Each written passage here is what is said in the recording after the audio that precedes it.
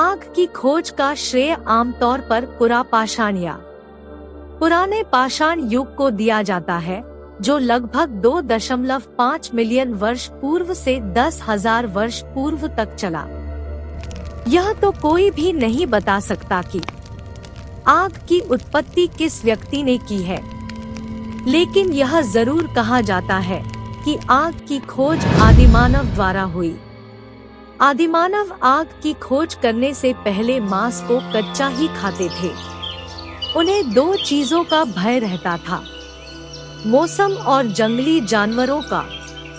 आदि मानव नहीं जानता था कि बादल क्यों गरजते हैं या बिजली क्यों चमकती है, और जब किसी चीज का कारण समझ में नहीं आता तो आदमी उससे भयभीत रहता है। बाघ, शेर, चीता, हाथी और गैंडे जैसे खूंखार जानवर जंगलों में घूमते फिरते रहते थे।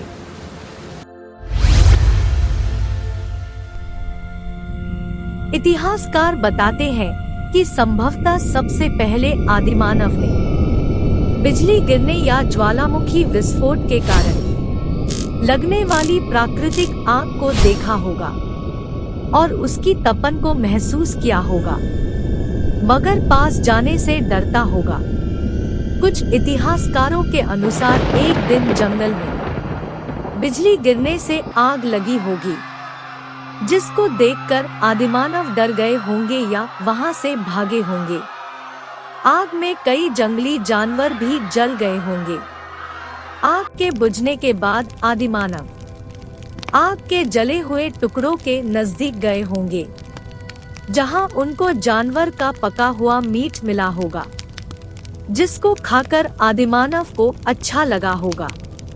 आदिमानव ने ये भी देखा होगा कि जंगली जानवर आग से डरकर दूर भाग रहे हैं। यहीं से आदिमानव ने कच्चा मांस को पकाना और अपनी सुरक्षा के लिए आग का इस्तेमाल करना सीखा होगा।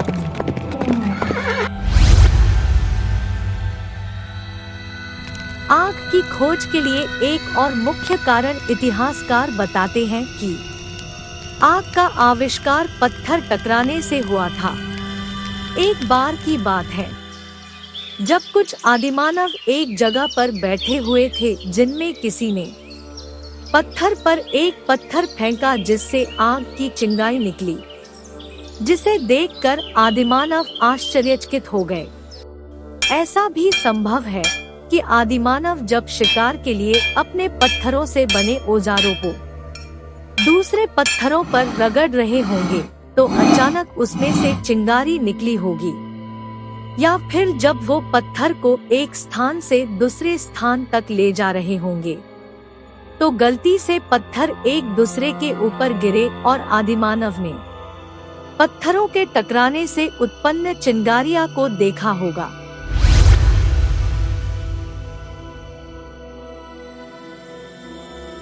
आग उत्पन्न करने की एक और विधि थी घर्षण विधि। आग उत्पन्न करने की सबसे सरल और प्रचलित विधि लकड़ी के पटरे पर लकड़ी की छड़ रगड़ने की है, और प्राचीन भारत में भी इस विधि का प्रचलन था। इस यंत्र को अरणी भी कहते थे। इस विधि से आग उत्पन्न करना भारत के अतिरिक्त श्रीलंका, सुमात्रा, ऑस्ट्रेलिया और दक्षिणी अफ्रीका में भी प्रचलित था।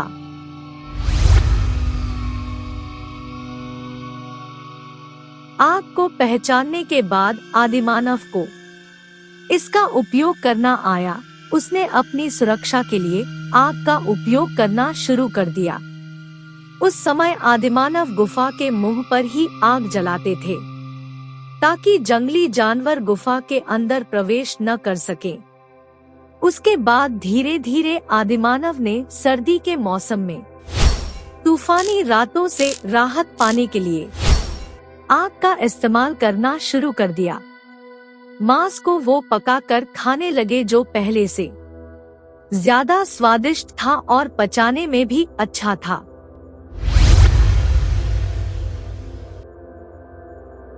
सन 1830 के बाद से दियासलाई का आविष्कार हो जाने के कारण आग प्रज्वलित रखने की विधि आई थी। और आज मानव जीवन में आग के बहुत उपयोग है। यदि आग नहीं होती तो मानव जीवन इतना सरल नहीं होता। और जैसे जैसे जनसंख्या बढ़ी, लोग आग के सहारे ही अधिकाधिक ठंडे देशों में रहने लगे। आग की खोज मानव विकास में एक प्रमुख मोड़ थी। इसने मनुष्यों को अपने पर्यावरण को नए तरीकों से नियंत्रित करने और नई तकनीकों को विकसित करने की अनुमति दी। अग्नि ने मानव सामाजिक विकास पर भी गहरा प्रभाव डाला। इसने लोगों को बड़े समूहों में इकट्ठा होने और लंबे समय तक एक स्थान पर रहने की अनुमति दी।